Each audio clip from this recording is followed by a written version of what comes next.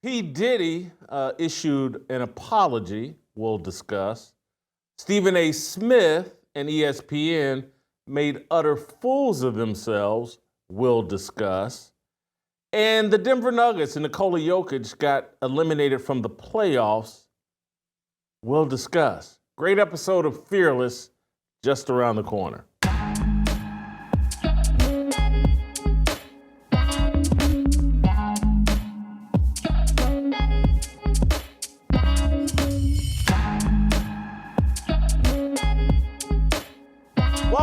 Welcome to Fearless with Jason Whitlock. I'm Jason Whitlock, your host. Happy Monday.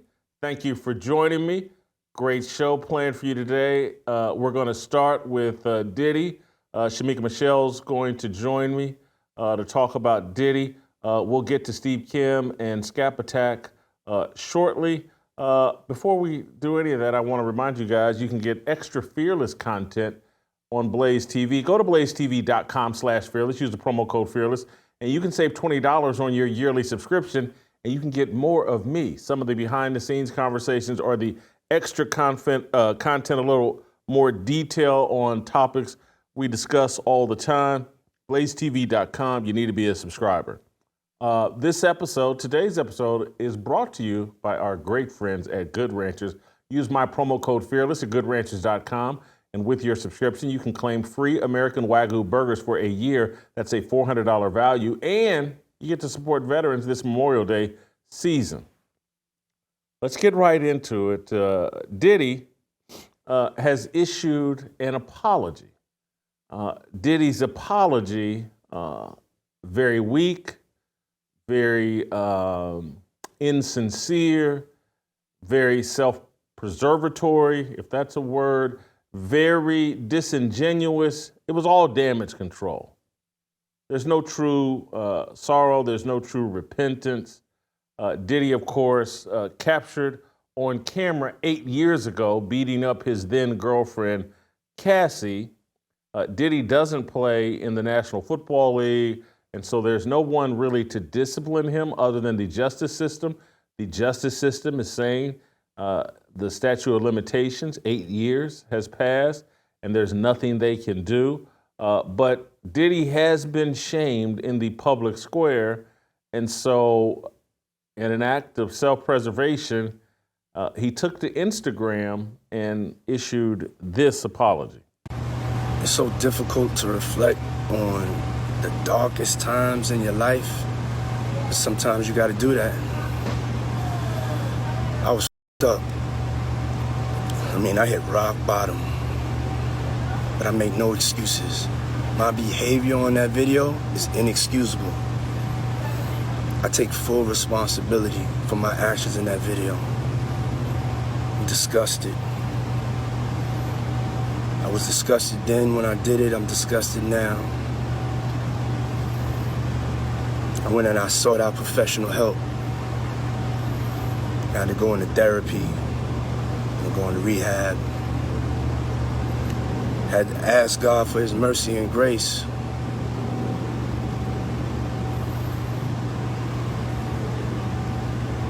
I'm so sorry. But I'm committed to be a better man each and every day. I'm not asking for forgiveness. I'm truly sorry.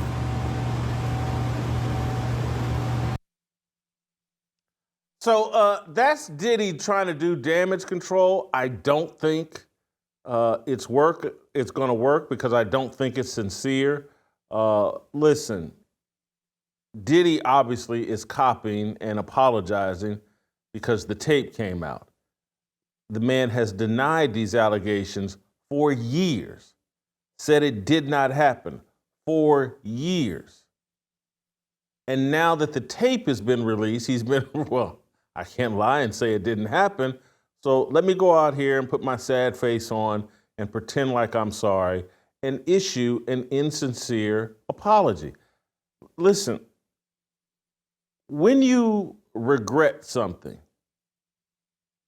and when you talk about, I had to go into therapy, I had to go into rehab, I had to ask God for his mercy and grace, if you went into therapy, if you went into rehab, if you consulted with God, you would do a complete 180 pivot. You would repudiate virtually everything sinful in your life if you're sincere.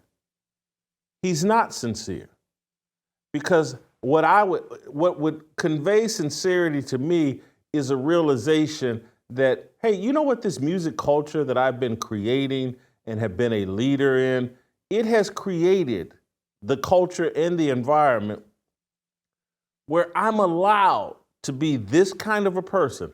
I'm allowed to pay a hotel $50,000 to keep the video out of public sight for 8 years. I'm allowed to lie and deny that it ever happened while maintaining my place of prominence in the music industry, because the music industry promotes this type of behavior. It condones this type of behavior. Diddy knows that. And so if there was any sincerity, he would be talking about that. I don't want to set myself up as some sort of example and or role model, but there were things in my life that I had to repudiate, walk away from, and confess and talk about daily. Things that I wasn't busted for. But when you come into the light, when you're seeking God's grace and mercy, and you've allegedly went through rehab and therapy, you start getting real with yourself and what you've been involved in and what role what you've been involved in played in your behavior and plays in the behavior of others. And so Diddy, I had a debate this morning about what's his true goal here. Is Diddy trying to win over American music fans, American idolaters, people that, hey, he's still got a bunch of money and people always idolize money. Whoever's got money, it doesn't matter what it is they did. Look, rappers brag about dealing dope. They brag about shooting black people, and they're accepted and celebrated, and they're seen as cultural icons and important people. Diddy knows this, and as far as I can tell, and I'll ask Shemeka when she gets here, the only real commercial rapper that I've seen that has gone anywhere near towards acknowledging what it is they did to get rich and what it is they were involved in is Ice Cube. He's dancing around the subject of, he's been in countless interviews or several interviews where he has acknowledged, like, hey man, this music industry, we're baited, we're paid. The music industry pushes us a direction to push out certain music and has called, it's a psyop. And Diddy has been at the top of that. And so if Diddy's interests were truly about making amends with the American people and trying to salvage his ability to live in America as a free man, he would become a whistleblower on hip hop. He would be someone, because he's been at the top of that pyramid. He would be someone that would come out and tell all the truth about hip hop and the music he promoted and what his wealth and fame allowed him to get away with. He's not there yet. And so I think my argument is that he wants to retire on whatever island Russell Simmons has retired to when he got run out of America on Me Too allegations. And so this isn't really about America. This is about saying just enough that if he has to move into the same gated community as Russell Simmons in Bali or Thailand or wherever Russell Simmons is, Diddy wants that same access. He wants to be thought of as having enough money and decent enough that, yeah, I can live in this gated community in some foreign country and spend out the rest of my days in quiet, blowing my money on Costa Rican whores or whatever it is they do in Thailand or Bali or what. I don't know. I'm just speculating. I haven't been. Heard about Costa Rica or what. I don't know anything about Bali. Don't know.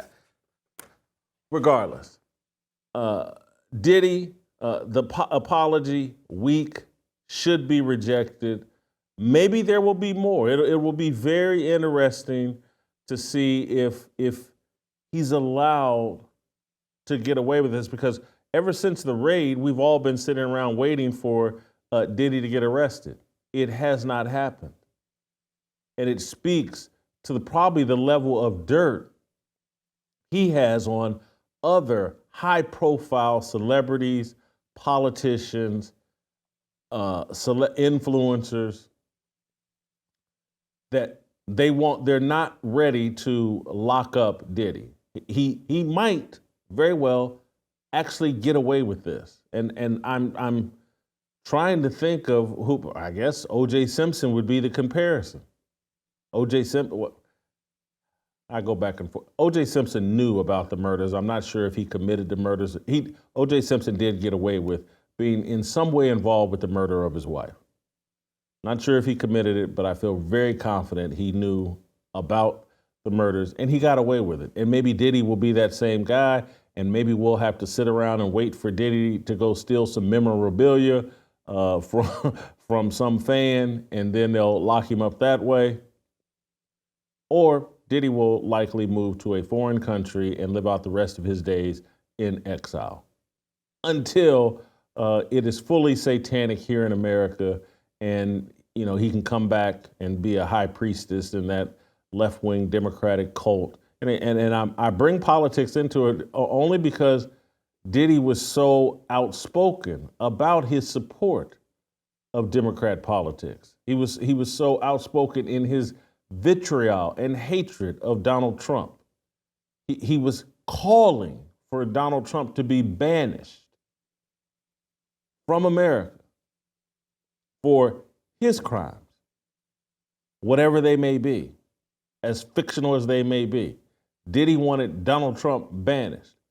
What should happen to Diddy? Do you think Donald Trump has a video like the one we just saw from Diddy? You think Diddy wants his standard applied to him? Anyway, I want to read to you a Cassie Ventura's attorney issued a statement. Cassie Ventura, the victim, the former girlfriend of Diddy, who Diddy settled a lawsuit within, I think they said 24 hours after she filed the lawsuit. He knew he was in jeopardy here, but the attorney said in a statement, Combs' most recent statement is more about himself than the many people he has hurt. When Cassie and multiple other women came forward, he denied everything and suggested that his victims were looking for a payday, that he was only compelled to apologize once his repeated denials were proven false, shows his pathetic desperation, and no one will be swayed by his disingenuous words. I wish that were true. I wish that no one would be swayed, but we live in a time where someone's going to play the what about XYZ card. And it'll be what about Donald Trump is probably first and foremost on the list. I dealt with some of that over the weekend when people were, because I've been critical of hip hop and certainly have been critical of Diddy and, talked about how Barack Obama used Diddy as a political operative and that Barack Obama mainstreamed and normalized all of these commercial rappers being important political figures, endless invitations to the White House. And yes, I'm well aware that Donald Trump has brought the rappers into his political campaigns as well. It's been normalized. It was normalized first by Barack Obama. And now everybody does it. And I don't like any of it, but someone pointed out, well, Donald Trump had Lawrence Taylor speak at his political rally. And I'm like, hey, man, Lawrence Taylor, he's bubbles. He's a drug user. P. Diddy is Marlo. He's a drug dealer. If you watch The Wire, you had sympathy for Bubbles. You didn't have sympathy for Marlo. That's the difference. That Lawrence Taylor, I'm not defending him and his actions, but his drinking, drugging, whoring around, his allegations that he rented a underage prostitute. That's a fallen man. That's a fallen man in his private life. I'm not defending it. I'm just explaining it in comparison to Diddy. In Diddy's professional life was about promoting debauchery, about promoting degeneracy, about promoting immorality. He got rich and famous promoting immorality. That was his profession. The difference between a drug user and a drug dealer. I have some sympathy for drug users, not for drug dealers. All right, Shemeka Michelle, I'm going to bring her into the conversation. We need a lady's perspective on this. Before we do that, guys, I want to talk to you about Prize Picks. Testing your skills on Prize Picks this playoff basketball season is the most simple way to get in on the action. You just select two or more players, pick more or less on their projected stats, and submit your lineup. Quick withdrawals, easy gameplay, and an enormous selection of players and stat types are what makes Prize Picks the #1 fantasy sports app. If you have the skills, you can play for a shot at turning your $10 into $1,000. Prize Picks offers injury insurance so that your lineups stay in play even if one of your players gets injured this playoff basketball season. If you have a player who exits the game in the first half and does not return in the second, Prize Picks will have your back and not count that as a loss. My mom, huge sports fan, bit of a gambler. She sent me some of her picks for game one of the NBA Conference Finals. She's got Karl Anthony Towns with more than 20.5 points. She's got Kyrie Irving, more than 20.5 points. And Jason Tatum, more than 2.5 three-pointers made. Download the app today and use the code FEARLESS for a first deposit match up to $100. Pick more, pick less. It's that easy. Prize Picks. Shemeka Michelle. Hey.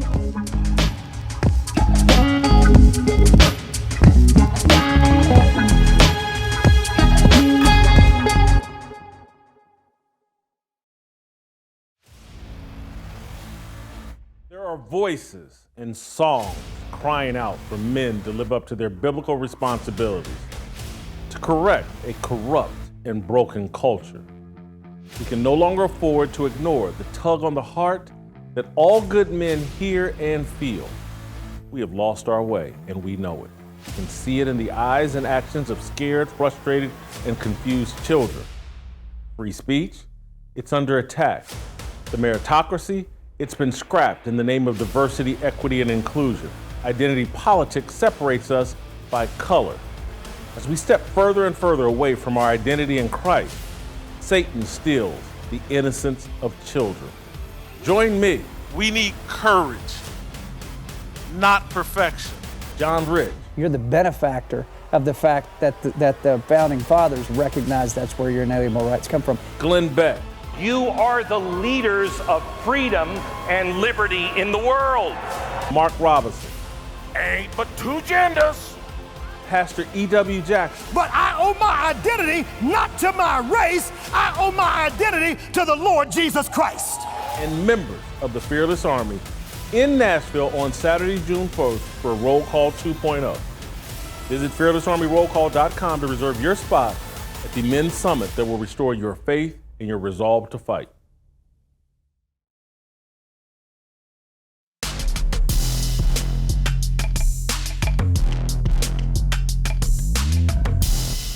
All right, welcome back.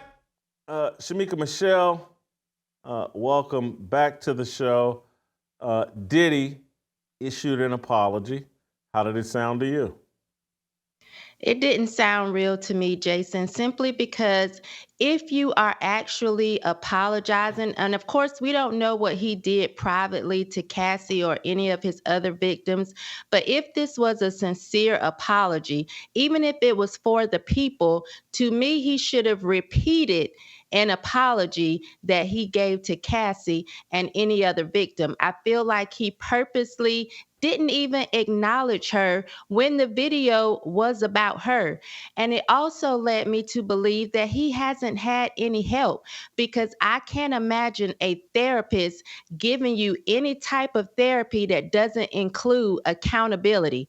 When these allegations came out a few months ago, he said, none of this is true. They are all lying on me, and they are just searching for a payday. So I can't imagine that he really had any type of therapy, because there's something else he could have said that would have included some type of accountability, and it could have been worded differently. I think he only said this or came forward because we saw the video and he can't lie about it anymore.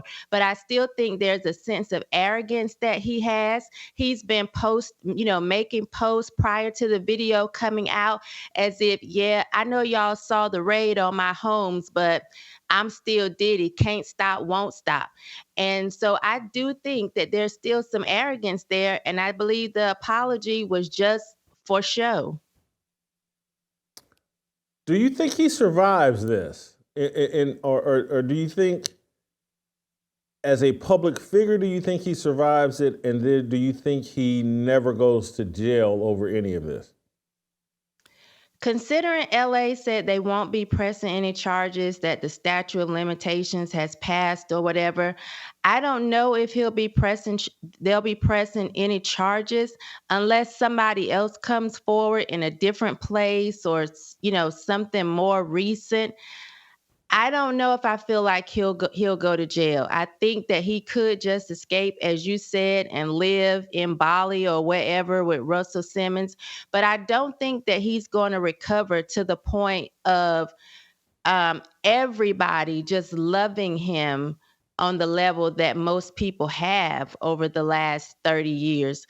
I don't think that he'll bounce back from that. When we see what happened to Chris Brown and how he has continuously had to relive this, and it's been 15 years, I just don't think people love Diddy as much to even give him a chance. Plus, he's had so many other questionable aspects. Kim Porter dying, Andre Harrell dying, Heavy D. I mean, just so many Biggie. People love Biggie. And now to know that this man can be so treacherous that he would do this to Cassie, people are going to wonder, well, what did he do to Kim? Was he behind Biggie's death? I don't really see him recovering from this at all. So I'm going to have to, and maybe people in the audience in the comments or email can refresh my memory on, like, Harvey Weinstein. Weren't these old allegations that ended up putting him in prison? Bill Cosby. Weren't these old allegations that put Bill Cosby in prison? It seems like that's what potentially will await P. Diddy. If you can get Bill Cosby on 30-year-old allegations, if you can get Harvey Weinstein on dated allegations, it seems like they should be able to get Diddy, and that's why, he needs to be on the phone with Russell Simmons right now. What's the extradition policy in Bali or whatever? Because it just seems like they'll figure out a way, and people will come out of the woodwork because. Or maybe he's got enough money to pay everybody off. I would hate to be his accountant right now because I'm sure money is going one direction right now. He's cutting big checks to keep people quiet.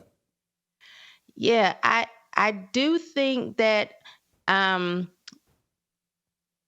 are going to be definitely some type of charges, because I do think that now it's opened the door for people to actually believe any other woman who comes forth and says, hey, this was done to me. I've seen people say, believe Black women all the time the first time. Now, I don't agree with that, because we all know Black women, like any other women, can lie. So I don't agree with that. But I do think people now are a little bit more open to the fact that it is possible that he is an abuser. It is possible that some of these allegations that have been floating around for years are true, because a lot of people were coming to his defense before this tape. You had people like Stevie J continuously putting out videos coming to his defense. I think it was Slim Thug had something to say coming to his defense. And now these people are having to walk it back, because what can you say when you have this video right here in your face? So I think that now the door is open for other women to come forward. I do think there will be some. And I think it's possible that he could have some charges just based on you saying about Bill Cosby and Harvey Weinstein. Why LA is saying they can't, I guess it's they can't press charges, but maybe these women can actually come forward and bring cases against him. But I would like to see something happen to him, just simply because even this apology, who's advising him? This was so disingenuous that for me, it just made me feel like, my goodness, this man is so arrogant that he doesn't even realize he's in a full takedown. And he, for some reason, thinks that he's going to be able to put on a shiny suit and dance his way out of this. I've seen some people predict kind of morbidly, and again, I don't wish this on Diddy, but people, he's going to Epstein himself, or the people that have dirt on him are going to Epstein him. People are going to think I'm joking and being crass when I say this, but if he really wanted to salvage his reputation, he would get in some kind of standoff with police and go out like David Koresh at Waco.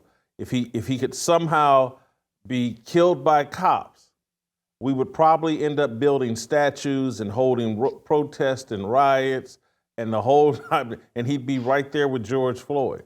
Because again, this is just a fact. I bet if there were cameras around, I'm sure there's a video like this of George Floyd doing something to some woman, but we still got statues, we got Juneteenth.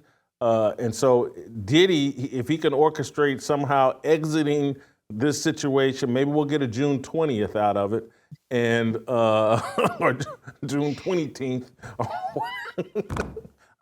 I'm not, because I'm just telling you, I've already started to see people, even post video, cape up for Diddy with, well, what about X, Y, and Z?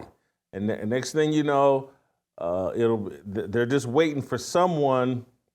Maybe it'll be that white offensive lineman for the Seattle Seahawks that no one had ever heard of, that beat up his girlfriend. And if people recognized his name, they would start saying that. If he gets to be okay and he hasn't leave the country, why would Diddy? There is a path for Diddy to become a Black Lives Matter hero. And I know I sound crass and silly, but the racial idolatry is so thick that Diddy's arrogance, if he has any confidence, that's where he's coming from. That's where his confidence is coming from. It's like, man, black people will cape up for me. They caped up for OJ, and he murdered somebody. All I did was beat up somebody. I didn't kill her. I could see these type cards being played. Yeah, now you're absolutely right about that. The racial idolatry, I always underestimate that. But I did see someone say, "Hey, he apologized and he paid her millions of dollars. Let it go." And it just made me wish that we could get some type of symbol beside our name on social media so we could know which people had maybe IEPs in school or rode the short bus, because then it would kind of help me understand the thinking of some of these people, because they just don't think logically. If I was Puffy, I would never be, but if I was him, I think he should just take on Ghetto Boys and say, I ain't going out like no sucker. I'm going out like a crazy mother and just take everybody down with him. If I'm going down, everybody that participated with me is going down as well. He should start calling out names. I've seen that Kim Kardashian maybe has some tapes, allegedly. We've heard about Jay-Z, allegedly. Start calling these people out, because there's no way that I would be wrapped up in some type of group, this Hollywood elite or whatever, that's doing these type of things. You saw what happened to Jeffrey Epstein. If you're watching this, Diddy, you saw what happened to Jeffrey Epstein. He died and everybody else got to, fly under the radar. Don't let them do this to you without you bringing some people down with you, because I don't think he's been the only one. And I think that he knows very well who else has been involved with his activities. Shemeka, you just set off an idea in me, and I want you guys to cut this video out and we'll send it out to Diddy. Diddy, I would love to have you on this platform. You want to go full-blown Cat Williams and call some names and expose the music industry? We'd love to do it right here on this platform. I would, quite honest with it, if he came out and told the truth about the music industry and all that he's seen, I would have a measure of respect for him. I would start buying that at the end, when forced, he did try to be a force for good. And being a force for good would be coming out and saying, hey man, I've been participating in something that's dangerous and satanic and rotten for young people and kids, and I got caught up in it and I got famous, and it made me think I was above the law. It made me think I was a god. And here's the other people. Here's how I got seduced into this lifestyle. If he would come out and be a whistleblower, I would start defending Diddy. I really would. And I say that in all seriousness. So if Diddy does see this, I'm extending a hand to you and saying, would love to have you on this platform if you're ready to tell the truth. And if you tell the truth, I'll be your biggest defender. And that, to me, is the path to salvaging your reputation. Because, look, every man in the Bible is flawed. Many of them did very dastardly, wicked things, no different than you. But, they also took the opportunity when given a chance to do God's work and be a force for good. And you have that same opportunity, Diddy. So we here at the Fearless Army would love to have you here in Nashville, and would love to have you tell the truth about your industry and what you've been involved in. Shemeka, I love that you took me to a good place. I appreciate that. So let's make sure we cut that out and send it to Diddy. Final thoughts, Shemeka? No, I was just going to follow your lead and say, Diddy, do it now before they have us saying, say his name. I would rather you come on forward before we get to that point. Shemeka, I'm going to make this, if we hear from Diddy on this, because you put the thought in my head, I'm going to bring you to Nashville so you can sit in on the interview as well. I wouldn't leave you out. I'd want you to get some credit. Thank you, Shemeka. Great job as always. Hey, I get to talk about my great friends at Cardio Miracle. And you know why I'm excited to talk about my great friends at Cardio Miracle? Because I just had the best weekend of workouts that I've had in quite some time. Great workouts, felt great all weekend. I have to credit some of it to Cardio Miracle, or a lot of it to Cardio Miracle. You guys know this supplement that I've been talking about for the last 5 months, I believe. Man, Cardio Miracle elevates and balances your nitric oxide level.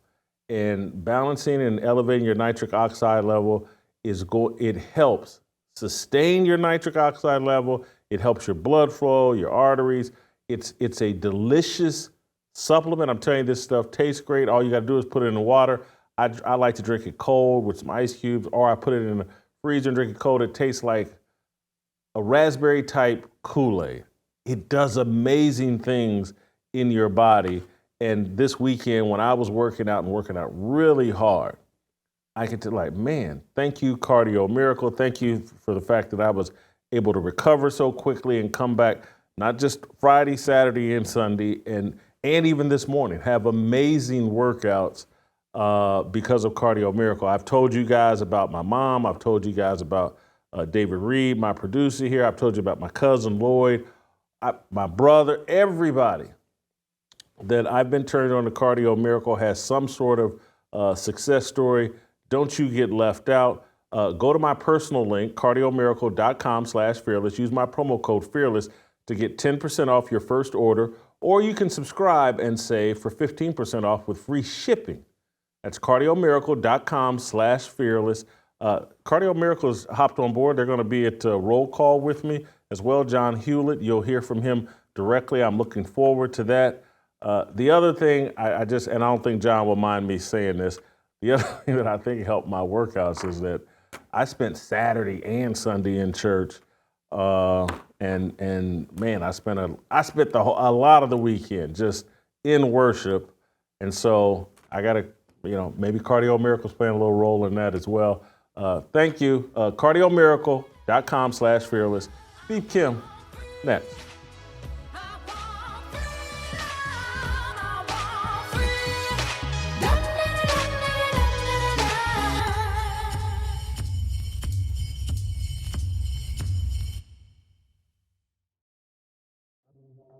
Oh my God, I have so much pressure. I know they haven't seen me in 4 years, and I need to be hip, young, I gotta be Asian, I gotta be black. Maybe I should throw in a curse word. Motherfucker. No, motherfucker. Oh, I'll think of something. We have to know that sometimes people will open the door for you and leave it open, sometimes they won't. And then you need to kick that door down.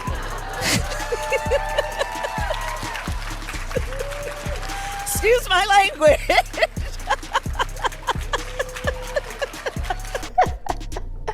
Excuse my language. I hope they bought it. I wonder if it worked. I hadn't said since Willie Brown.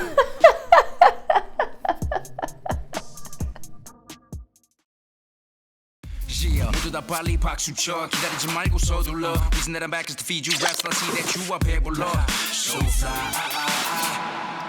All right, welcome back. Steve, I want to talk about ESPN and Stephen A. Smith in conjunction together made a complete fool out of ESPN this weekend. Steve, I don't know if you saw this or caught all this, but I want to start with them showing Stephen A. Smith walking into the arena for the New York Knicks Pacers game. And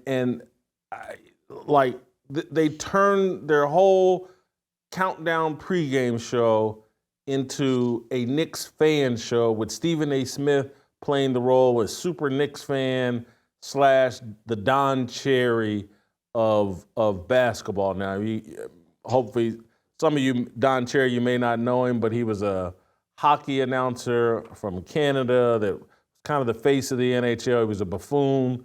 Had a cup of coffee as a player, coached in the NHL, though. A little bit more credibility than Stephen A. Smith, but he was a character in hockey, and that's what Stephen A. Smith has turned into. But the entire focus of this game, pregame, it had nothing to do with the Pacers. It had nothing to do with sports fans. It had everything to do with building up the Stephen A. Smith brand and celebrating the New York Knicks. And so they started out, I want to play this clip of Stephen A. walking into the arena and ESPN celebrating it as if he were a player in this game. He has experience in these games, having been to Game 7s twice before. That resolve, that poise, it comes with having been there, and that could be a difference maker. Consider this. Tyrese Halliburton will be playing in his first ever winner-take-all Game 7. Can the Pacers gut out what they haven't this series? A win in MSG. Well, if the Remorse man is in the building. Dressed And a rival shot with the for cool Stephen A. cream. We are counting you down to tip off on ABC. I got that was first, and then it just turns into a full-blown Knicks celebration, and so I want to play you this clip of Stephen A. on the sidelines or on court with Spike Lee. This is what is considered broadcasting excellence now at ESPN. Play the clip.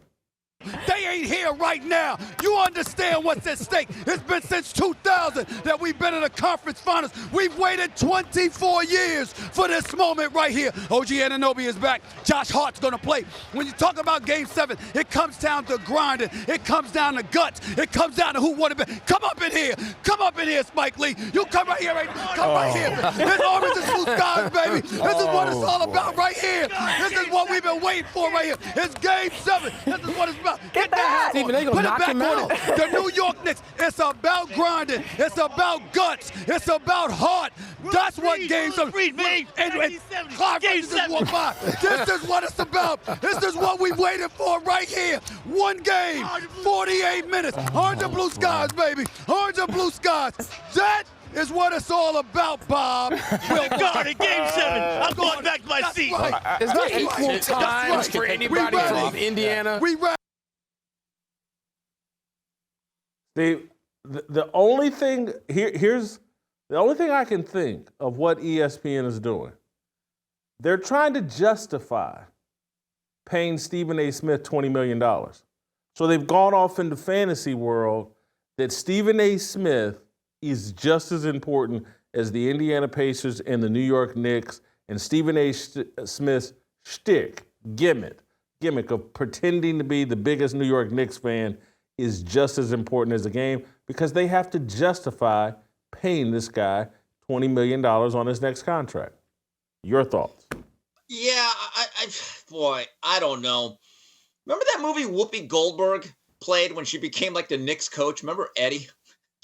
I'm just like, I don't know where this is going. I remember when Spike Lee used to be the #1 Knicks fan or the most famous one. And he actually was a part of that rivalry with Reggie Miller and the Indiana Pacers and all the players, especially Jordan. They would make note of where he was.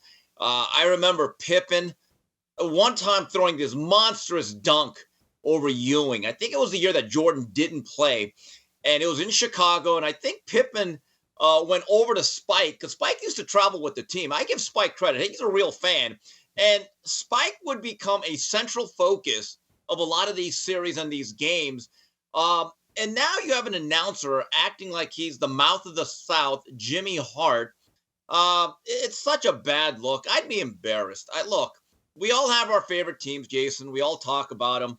But to insert yourself as part of the story, and look, I'd actually tell the ESPN producers, look, guys, let me do my job. I want to watch the game. I'll secretly cheer for who I want to.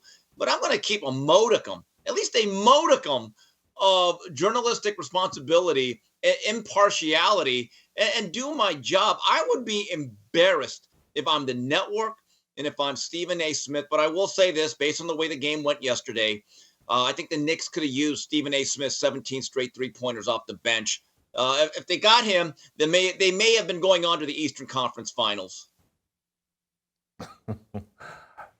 Steve, Kim, I'm sincere in my argument that Stephen A. Smith has so much power at ESPN and his connection to Dave Roberts, the executive, particularly now in the absence of Norby Williamson. They fired Norby Williamson, their last bit of sanity at ESPN.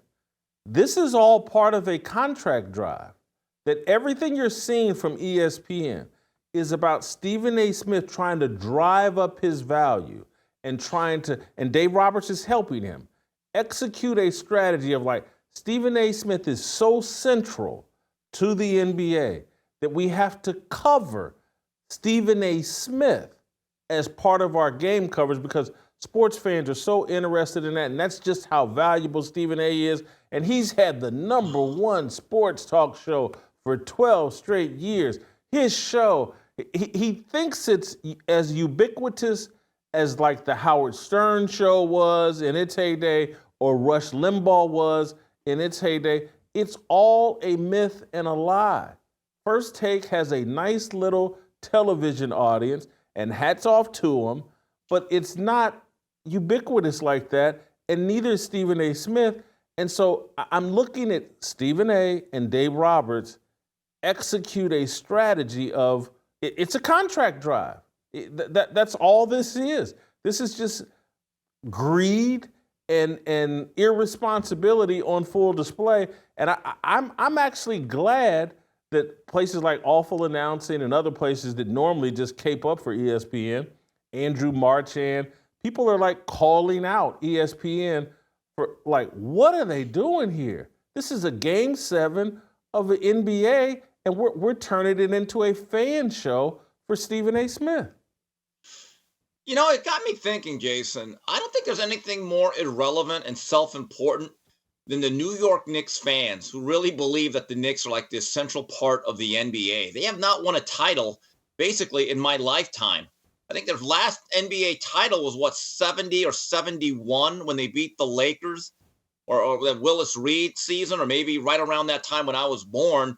And then they've made 1 or 2 NBA finals, 94 and 99. And it's funny, for the past 25 years, every time there was a free agent, people would always insert the Knicks like, oh, they're in the running for this free agent. No, they've never been in the running for any of these guys because it's not that much. Look, they're not the Lakers or Celtics. They happen to be in the number 1 media market, but the NBA has been just fine with the Knicks basically being incredibly mediocre. And here's another question that I have, though. If he's this big Knicks super fan, and I get it, Stephen A. travels a lot. He's a very busy individual who works very hard at various platforms and jobs. But how many games does he actually go to as a fan?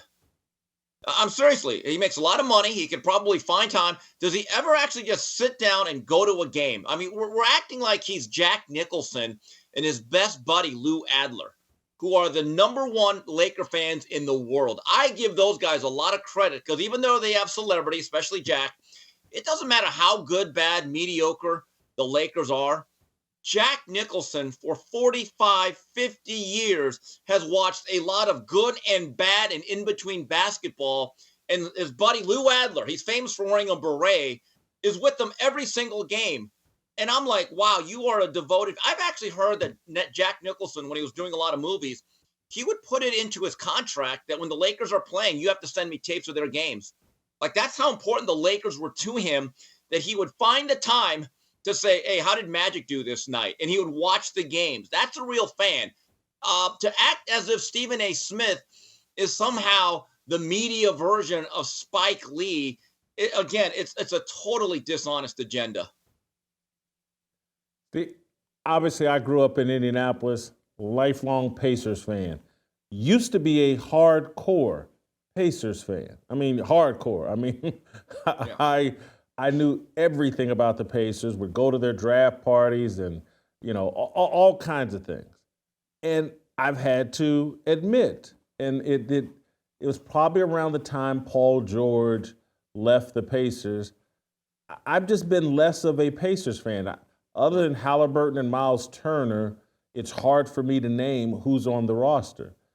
The same is basically true for Stephen A. Smith. We've got video of him talking about guys that even aren't on the roster, him pretending like they are on the roster. He's not a hardcore Knicks fan. It's all a gimmick and a shtick. And this isn't my bias as a Pacer fan showing up while I'm ripping him and ripping ESPN. It's just so inauthentic that it just drives me crazy. And what happened yesterday, this goes beyond Stephen A. Smith. This is my problem with ESPN. They're serving sports fans anytime, anywhere. And what fans? Maybe Knicks fans, but Pacer fans weren't serviced yesterday by ESPN. I want to play you a clip from Bob Myers, the former Golden State Warriors GM who now is on the NBA Countdown show. Malika Andrews asked him a direct question about the Indiana Pacers. about the Indiana Pacers. Watch his response. Michael Wilbon, I'm Malika Andrews. Bob, I want to start with you because you've been in this Game 7. The heart of a champion, Pascal Siakam, is really showing in this one. What stood out to you from the Pacers? Well, a lot. Starting with OG couldn't go. I mean, that happened a long time ago, it feels like, but I think a lot of people expected him to be a difference maker in this game. And so psychologically, you think you're whole, and then 4 minutes into the game, I think we all realized, great try by OG, you applaud the effort, but he didn't have it. So now the Knicks have to come back to the huddle and say, okay, he's not going to be here for us this afternoon. So now what are we going to do? So you bring in some of the subs. Burks was great. But here's the thing. You look at the box score. You mentioned how well Indiana is shooting. But if you're the Knicks coaches, you come back to halftime, you go, well, we shot 47% from the field. 29 from 3 isn't great. We only had 2 turnovers, 15 assists, 11 of 13 from the line. 55 points. Pretty good half. But then you look at the anomaly of what the Pacers done. Give the Pacers credit. No fear in their approach to this game, where the whole world, well, I thought the Knicks were going to win. Game's not over. I should have went against Stephen A. That was my own fault. Nobody made me do that. All right, time. We get time. But here's the thing. 15, and Wilbon, you covered the NBA for a long time. 15 is not a lot anymore. Now, if we were in 1985. She asked about the Pacers, and he talked about OG Anunoby, I think is the guy's name, on the Knicks roster, and that he wasn't able to play that. But ESPN is making fools of themselves, and did yesterday put a clown suit on itself. Yeah, I mean, you know, it's funny. During the Lakers' glory days, which I call Showtime, the 80s, they had a set of fans that were very, very famous. Arsenio Hall used to go to a lot of games. I think Rob Lowe. Diane Cannon was a regular member of those games. And the Forum Club was like the spot. It was like the Studio 54 of the NBA. But you know, one thing I never saw, because that's when CBS had the games and they had the great intro, right? I never saw Arsenio Hall getting out of his limousine acting as if he's like the 13th man. I don't get it. I kind of be embarrassed. And here's another thing. And I know we're being old school journalists. Jason, as a writer or a broadcaster, I never want to be a part of the story. I really don't. My job is to cover the game or the fight, see what I see, report what I report, give commentary, but that's it. I don't ever want to be any part of the central focus of the actual event. That just simply is not our job. Steve, did you tell Ryan Garcia's dad that? Have you informed him of that? Well, yeah, I'm with you on that. But again, all I did was give an opinion. They brought me into the story, but it's not like I told whoever's broadcasting, hey guys, when I walk into the arena, I take my press row seat. Make sure you get my good side here. I mean, come on. I want to move on to someone at ESPN. I want to be fair and balanced here. Kendrick Perkins said and or did something that I found interesting on ESPN. I didn't even know it was possible, and I certainly didn't expect it from Kendrick Perkins. But he actually gave some pushback on all of the attention everyone's paying to Bronny James. And he did this on ESPN airwaves, and I was shocked. I do think there's two sides to this argument that he's making, and we'll discuss that in a second. But let's play Kendrick Perkins calling into question ESPN's intense coverage on Bronny James. Hey, look, let me say this. We have to stop. We have to stop. As the media and everybody else shining the light on Bronny, because it's other players that are deserve our attention, right? The lottery guys, the guys that are actually going to get drafted in the first round. Like, we're talking about a young man that's possibly going to go late second round or not getting drafted at all. I've never, in my 4 years of working here, I've never sat on the table where we're talking about a second round pick. But this is LeBron James' son, and that is a legitimate storyline that one of the greatest of all times has a son trying to play in the NBA at the same time. And you have to give Bronny credit for actually trying to say the right things and showing up in the right places. And at the end of the day, and by the way, I like seeing LeBron in the stands as a proud dad. I like that. That's a great example of fatherhood. Is the #1 scorer in NBA history. What does that have to do with his son being at the draft club? Pippen's kid was playing on the Lakers. But we didn't shine the light on Scottie Pippen's son like this. We can't move the goalposts and feel like we go do it when it's convenient.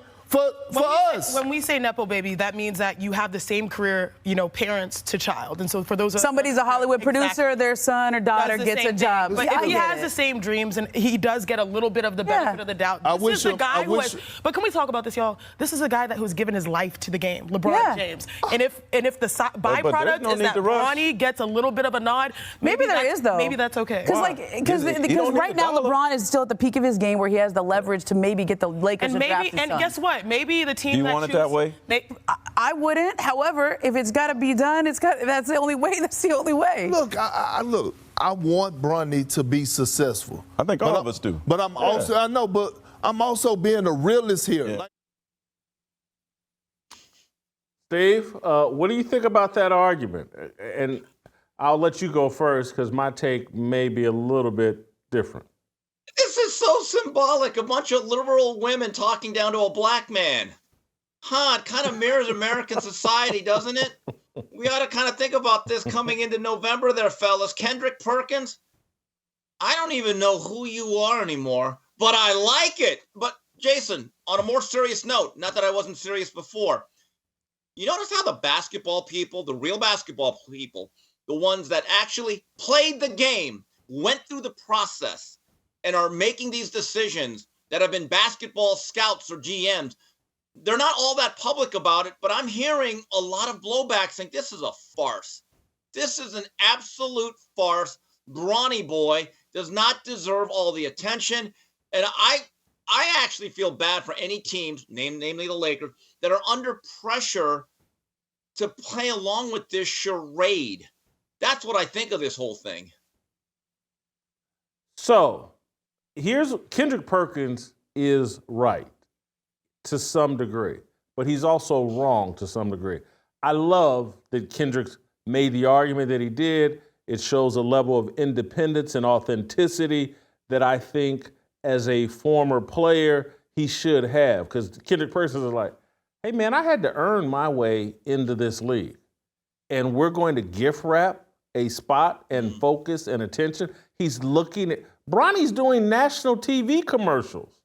It's like, did he earn this with 5 points a game at USC, or was he given this? And so Kendrick is being consistent with his values of like, oh, look at this level of privilege that's being shown to LeBron and his son, and he doesn't like it, and he's spoken it.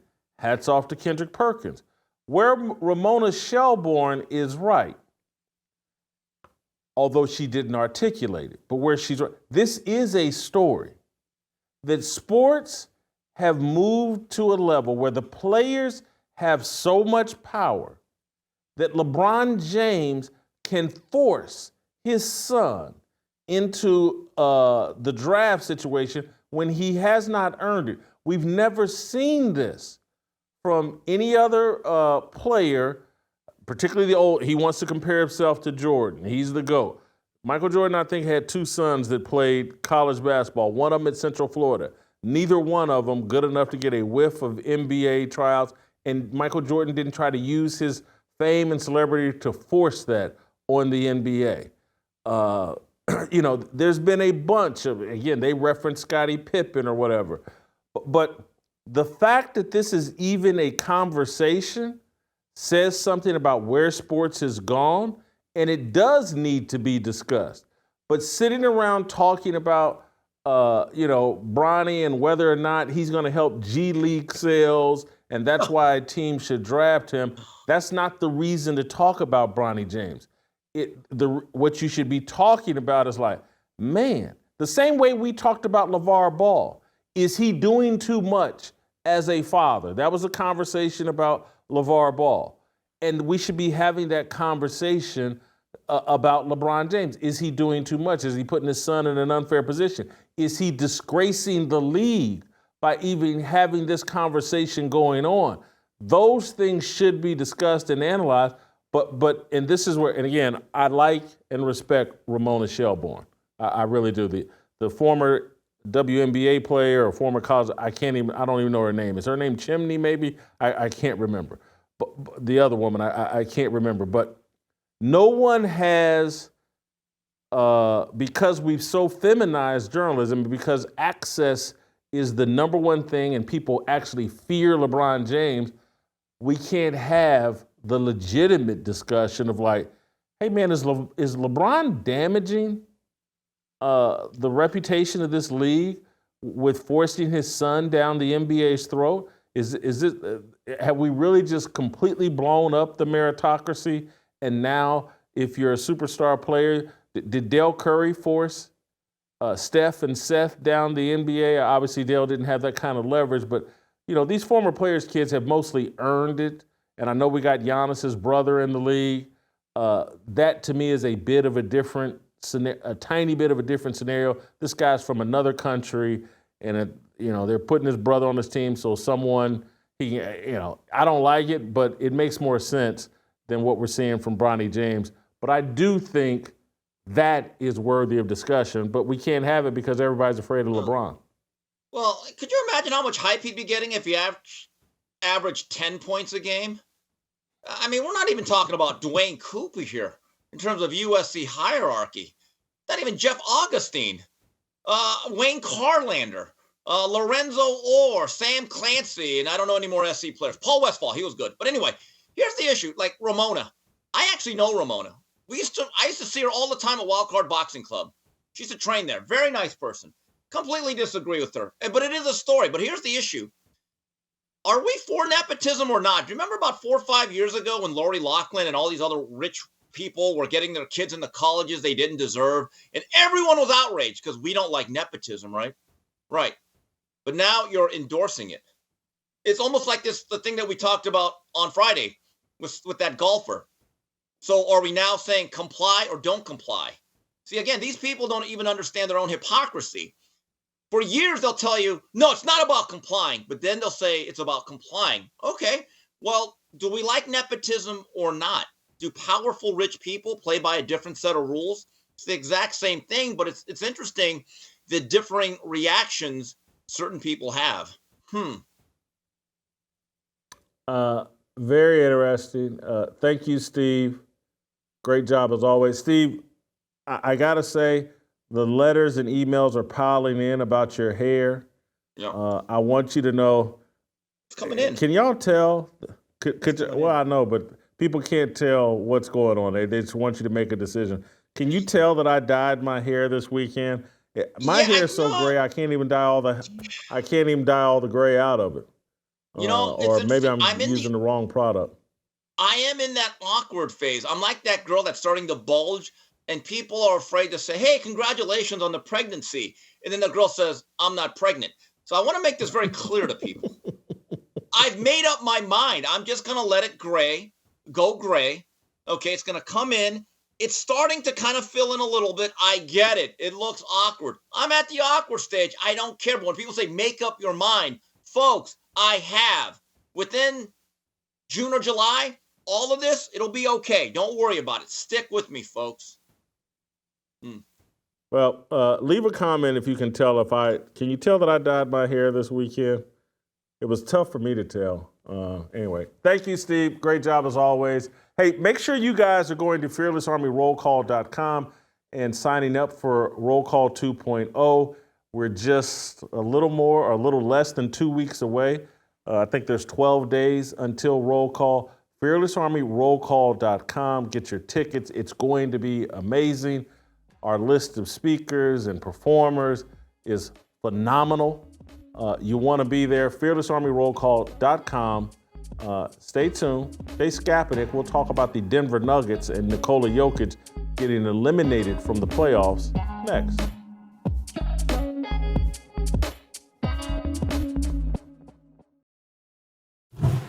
Could you imagine being a Washington Post reporter? No, not really. You're sitting down with a media member. How you feeling, man? I'm pretty lucky. Say what? I'm fine. And he's written a book filled with stretches of truth, filled with fabrications and or exaggerations. Liar! Things that could easily be checked out. You're a reporter, Ben Strauss, that's right there in Washington, D.C., that's on the East Coast. It's just a short train ride to New York. All aboard! All this stuff that Stephen A. Smith says in his book could all be checked out, including his little midget best friend, Gary Stevens. You quote Chris Christie in the story, talking about Stephen A. potentially running for president. No! God, please, no! No! No! No! All right, welcome back. I want to get into last night's Minnesota Timberwolves, Denver Nuggets, Game 7. The T-Wolves came back from 20 points down, knocked off the defending champions, dominated the last quarter and a half of that basketball game. And I want to bring in Jay Skap Attack. You guys know Skap Attack follows the NBA very closely and follows the narrative and storyline I want to get into. Skap, I feel like last night was a blow for those of us that want to see the NBA players move away from super teams, because that's all I kept thinking last night. It's like, hey, Nikola Jokic has yet to play with an NBA All-Star, and he needed an NBA All-Star last night. He needs a super team, and he wouldn't have lost to the Timberwolves, and that's kind of the takeaway. And I started thinking about, what can the Timberwolves do in the offseason? Can they trade for Kevin Durant? Can they do this? Can they do that? I don't think that's what the Nuggets are going to do. I think they're committed to their way. But I looked at that last night. Nikola Jokic just completely ran out of gas. Just 15 rebounds in the first half, 4 rebounds in the second half. They got dominated on the offensive boards in the last quarter and a half of that game, and that's what cost them the game. I don't even think the Timberwolves actually played that well or efficiently offensively. They just beat them up on the boards and got every second and third opportunity that they could imagine. And then I look at, there was another part of me, Skap, and I'm saying a lot, but there's another part of me is like, was that game fixed? What happened to Aaron Gordon? How did a guy that I saw make 11 of 12 shots and score 27 points, he didn't even look to contribute on offense? He only had 4 rebounds. I was just amazed. Jamal Murray played well in the first half, and then he disappeared either in the third or fourth quarter. Again, Jokic was just completely out of steam, and no one else. Even Brown, the kid from Kansas, said I thought he turned down weird shots. And anyway, the game didn't make sense to me other than the fact, like, Denver just doesn't have enough depth, and they need another superstar. This was a bad night for those of us that are anti-super teams. Your thoughts? Yeah, I have to echo your sentiments here. I've been kind of an unofficial Jokic fan for a couple years now.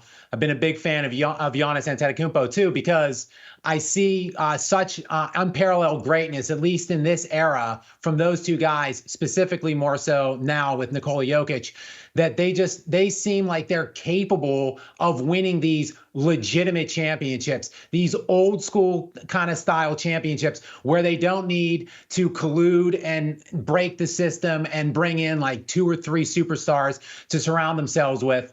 And last night was such an odd game. It really was. All time in NBA history, home teams in game 7s across all rounds and all series, they're like 82% win probability. That chance gets even higher whenever you have the best team in the series on the floor at home, which is exactly what the Denver Nuggets had last night. Maybe if Jokic completely choked, or if this generational young up-and-comer in Anthony Edwards just ripped it from him, none of that happened. Anthony Edwards had 16 points last night on 6 of 24 shooting. He was terrible. He was one of the primary reasons they were down so much at halftime and then into the early portion of the third quarter. And Jokic, yes, he got gassed. He ran out. But, Jason, this was a 1-point game at the end of the third quarter. The Nuggets were clinging to that 1-point lead. Jokic had not sat out the entire second half. He sat out only 1 minute in the entire game, and yet he still summoned in a 1-point game to start the fourth 14 points in the fourth quarter on 5 of 10 shooting. He did literally everything he could. He was completely gassed out. You want to talk about fixes real quick before I turn it back over to you, Jason? If there was one thing that really just smelt suspicious to me this whole series, it was Michael Porter Jr., who was playing more like his brother Jonte with money on the line throughout this entire series. Jason, this dude is making $180 million on a fully guaranteed 5-year contract. $36 million annually for 10.7 points per game on 37% in the 7-game series. Last night, 7 points on 3 of 12 shooting. And that was the Nuggets' third leading scorer last night on their home court where, role players are supposed to step up and play better. Their third leading scorer. 7 points on 3 of 12 shooting, and it's a $36 million man. Meanwhile, the Minnesota Timberwolves have Jaden McDaniels, 9.8 point per game career scorer, dropping 23 points on 7 of 10 on the road in Game 7. It was just absolutely maddening to see. And I'm with you. I hope that this doesn't discourage Nikola. I hope it doesn't discourage the Nuggets front office. Just stay the course. Get him one guy. Get him one viable all-star that he can count on. Don't come and try to amass some cheat the system type super team like we've seen virtually every other ring-chasing mercenary coward in this era from basically 2011 on. I don't think they're in position financially, draft picks wise, trade wise. I don't think they're in position to really go out and get anybody. They have a system of developing young players, and maybe that's what we'll see, that some of these young guys that didn't even play last night, maybe they'll be contributors next year, and maybe Brown will be better next year. But and look, the Timberwolves, they're not they're kind of a homegrown team to the best of my knowledge as well. But the Timberwolves, to me, with Towns and obviously Anthony Edwards, they have their 2 all-stars, they have their 2 superstars, and the Nuggets don't. And I know that in certain spots, Jamal Murray looks like a superstar or an all-star caliber player, but in some games he just doesn't. He's inconsistent. And I thought in this series, as good as he was with the game-winning shots in the previous series, I thought in this series, oh, okay, this is why he's not an all-star. Now I get it and see it. And I get Michael Porter Jr. But my deal with Michael Porter Jr. is at least he put up 12 shots. I felt like Aaron Gordon was committed to nope, I'm not an offensive threat. I'm not going to be an offensive threat. You know what? I'm going to be no kind of threat. I'm not going to be a dog on the glass. I'm not going to block people out, let alone get the rebound. Just block people out. They let Naz Reid come in there in that last 4 to 5 minutes and get any rebound he wanted. I was sitting there, my head was exploding. What is going on here? None of it made sense to me. That was at some point, and look, they were up 20, so maybe Aaron Gordon had just fallen asleep and said they don't need me to score. But at some point, you got to figure it out. They need me to rebound and be a dog on the boards, and it just didn't happen. It did not make sense to me. Jason, in the aforementioned fourth quarter where Jokic scored 14 and on 5 of 10, Anthony Edwards was scoring 3 points on 1 of 8 shooting in that fourth quarter, which again was a 1-point game to start it. The remaining Timberwolves teammates, like everyone but Anthony Edwards, had 29 points on 8 of 11, shooting 72% as a team. In that fourth quarter, Naz Reid, the 6th man of the year, had 8 points by himself. The entire Nuggets roster, other than Jokic, had 9 points. So you have Naz Reid coming off the bench in the fourth quarter and outscoring nearly the entire Nuggets roster, not named Nikola Jokic. It was just unbelievable. And again, you hit the nail on the head with the Jamal Murray thing. He's never been an all-star because of this series, because of this postseason. He's not reliable. You can't count on him game in and game out. I mean, for this series, 18 points per game on 40% shooting. Not really good enough. We've seen one really high caliber postseason run by Jamal Murray. It was last year. And if you look at Nikola Jokic's really 4-year run of dominance here, where he's, been MVP in 3 and finished runner-up in 1, Murray missed 2 of those postseasons, so he didn't play at all in 2 of them. Michael Porter Jr. also missed 1 of them. And then, obviously, I don't know if he was physically compromised or hurt in some way, but Jamal Murray just not himself this postseason run. Last year was really the only time of Jokic's prime that he had a guy that he could consistently count on, and he won the championship in that one time. Skap, a lot of people are going to listen to us. I've already seen it on Twitter. Hey, you're making excuses. You're saying Nikola Jokic was gassed. LeBron is 39 in year 21. You don't make those excuses for him. I don't see the comparison. It doesn't make sense. It's just more, what about this? What about that? But I'm not sitting here making a bunch of excuses for Nikola Jokic. I'm just sitting here telling the truth. The guy was exhausted and ran out of gas, and it speaks to he needs a slightly improved supporting cast, and it's the same argument people make about LeBron when he was in Cleveland, and when the first go around in Cleveland, hey, LeBron needs a better supporting cast. He can't carry the whole thing by himself. That's basically the same argument, and I was good. I was someone that was making that argument the first 7 years of LeBron's career. I'm not making excuses for Nikola Jokic. I'm just telling the truth about what happened. But what do you think about the people that say, oh, you're making excuses for Jokic, you're just a fan? Well, Jason, I typically never promote myself, but I'm working on a piece right now. It's going to be a little bit different from what I typically do, and it's not quite ready yet, but I have pretty much conducted all the research I need to on it.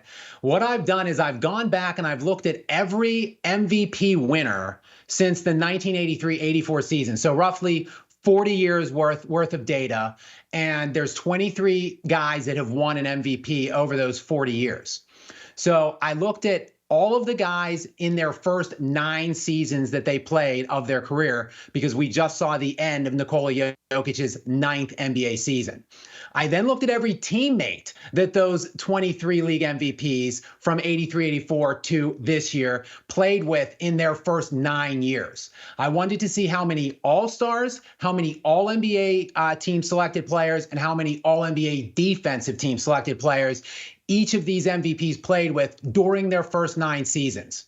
There is only one guy, Jason, that has never played with a single one of any of those 3 players. That never played with an All-Star, an All-NBA selected player, or an All-NBA defensive selected player. That's Nikola Jokic. He's the only guy that has played with 0 such players in his first 9 years.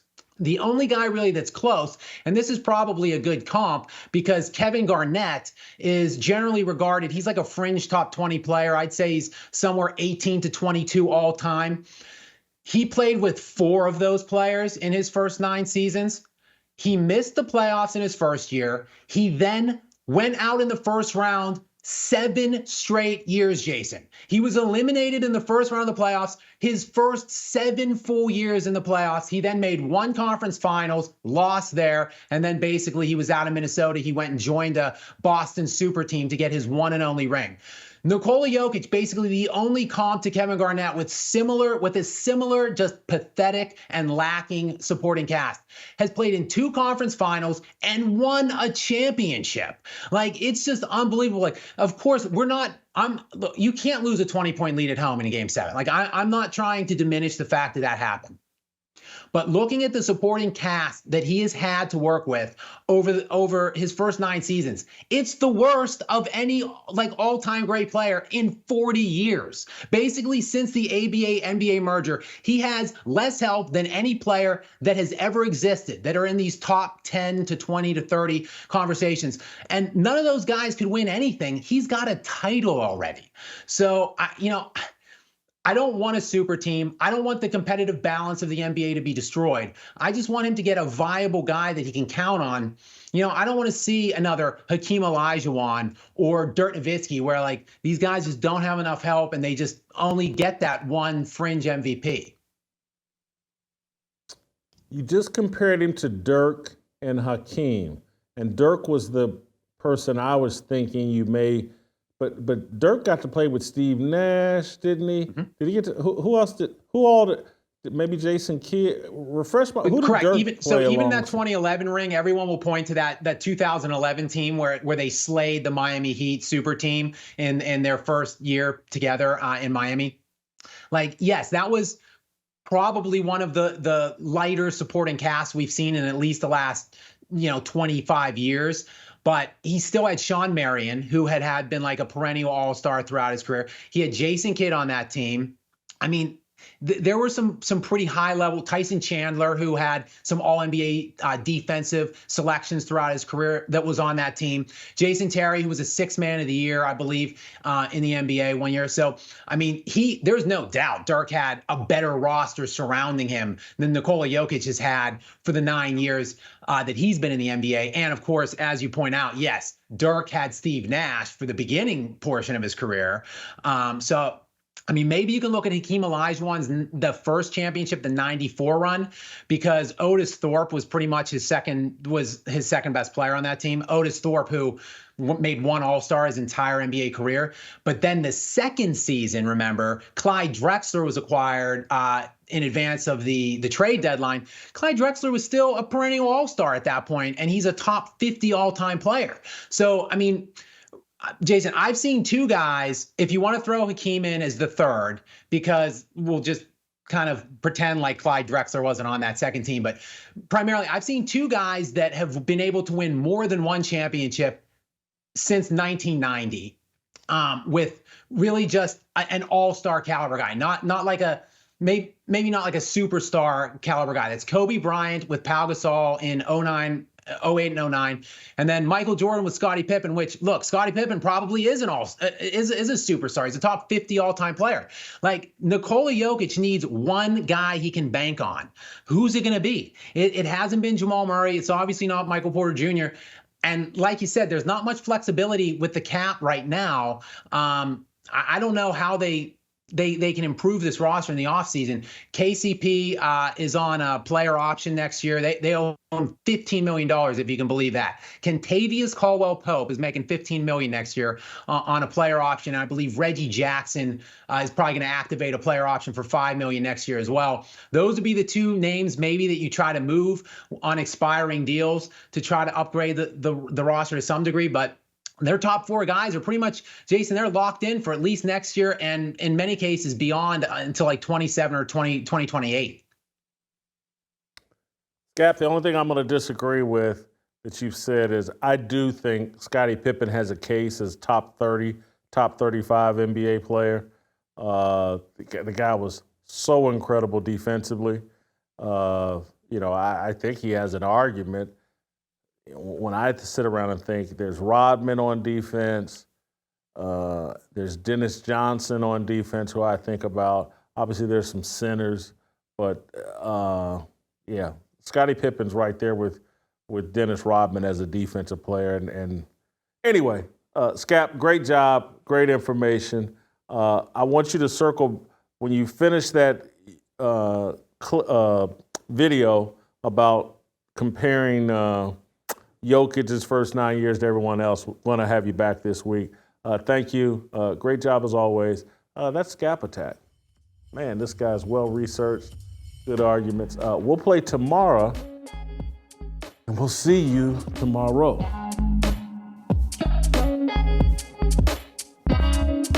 Waiting for the countdown, coming off the breakdown, standing in line for freedom. Looking for a breakout, feeling like a standoff, nothing in life like freedom. Came in like a fighter, striking like a ladder, making all these moves for freedom. I want freedom. No negotiation, my sister, no relation. We all just wanna have freedom.